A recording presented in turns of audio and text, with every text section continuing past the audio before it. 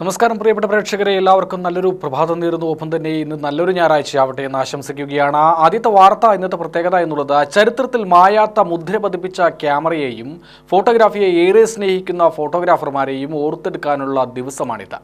ദേശീയ ക്യാമറ ദിനം. റിപ്പോർട്ട് കാണാം.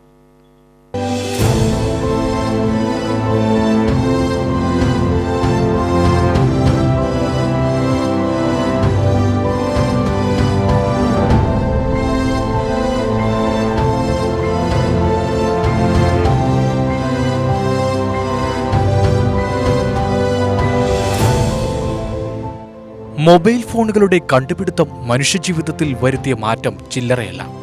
പ്രത്യേകിച്ചും മൊബൈൽ ഫോണുകളിൽ ക്യാമറ കൂടി ഉൾപ്പെടുത്തിയപ്പോൾ നമുക്ക് ചുറ്റുമുള്ള ലോകം ഇന്ന് അനുനിമിഷം ചിത്രങ്ങളായി മാറുന്നു.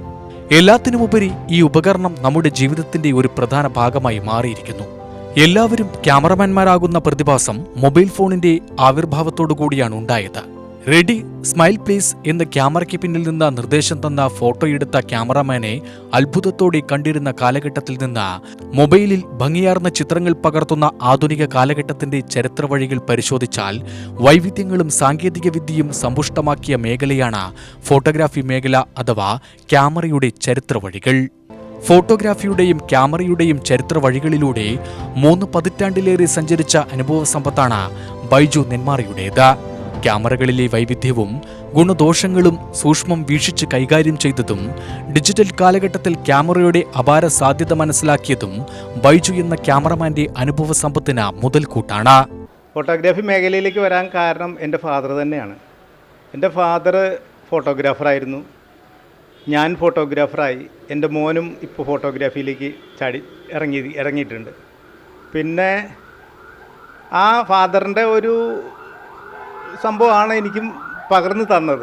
പാടത്തൊക്കെ എന്നെ കൊണ്ടുപോയി ഫോട്ടോ എടുപ്പിക്കുക. അന്ന് 120 പഴയ ഫിലിം ക്യാമറകളൊക്കെ ആയിരുന്നു. അതിൽ എന്നെ അമ്മമാർ പാടത്ത് പണിയെടുക്കുന്നതും ഇങ്ങനെയുള്ള ഫോട്ടോഗ്രാഫിയൊക്കെ എനിക്ക് നന്നായിട്ട് പറഞ്ഞു തന്നിരുന്നു എൻ്റെ ഫാദർ. അത് കഴിഞ്ഞ് അച്ഛൻ്റെ സ്റ്റുഡിയോയിൽ ഞാൻ ഫോട്ടോഗ്രാഫിക്ക് വന്നു. എൻ്റെ ചേട്ടനും ഫോട്ടോഗ്രാഫറാണ്. അങ്ങനെ ഞങ്ങളെല്ലാവരും കൂടെ അങ്ങനെ മുന്നോട്ട് പോയി. പിന്നെ വെഡ്ഡിങ് ഫോട്ടോഗ്രാഫി 1982 മെയ് 1 1-ാം തീയതിക്ക് ഒരു കല്യാണത്തിന് എൻ്റെ ഫാദർ എന്നെ വിട്ടു. ഒരു ഫോട്ടോഗ്രാഫർ വരാമെന്ന് പറഞ്ഞിട്ട് അന്ന് വന്നില്ല. അങ്ങനെ വരാതായപ്പോൾ ഞാൻ പോയി ഫോട്ടോ. അന്നും ഫിലിം ക്യാമറ 12 റോൾ ഫിലിമായിരുന്നു. അതിലാണ് നെല്ലിക്കുളങ്ങര അമ്പലത്തിൽ വെച്ച് ഞാൻ ആദ്യമായിട്ട് വെഡ്ഡിങ് ഫോട്ടോഗ്രാഫി ചെയ്യുന്നത്. പിന്നെ അത് കഴിഞ്ഞു പിന്നെ കുറച്ചുകൂടെയൊക്കെ ടെക്നോളജി മാറി വളർന്നു വന്നപ്പോൾ എനിക്ക് തോന്നി വൈൽഡ് ലൈഫ് ഫോട്ടോഗ്രാഫിയോട് എനിക്ക് ഭയങ്കര കമ്പമായിരുന്നു. അങ്ങനെ ഞാൻ വൈൽഡ് ലൈഫ് നെല്ലിയാമ്പതിയിൽ ഒരു 10-20 വർഷത്തോളമായി ഞാൻ നെല്ലിയാമ്പതി കാടുകളിൽ ആനയുടെയും പോത്തിൻ്റെയും പുറകെ നടന്ന് ഫോട്ടോഗ്രാഫി ചെയ്യുന്നു.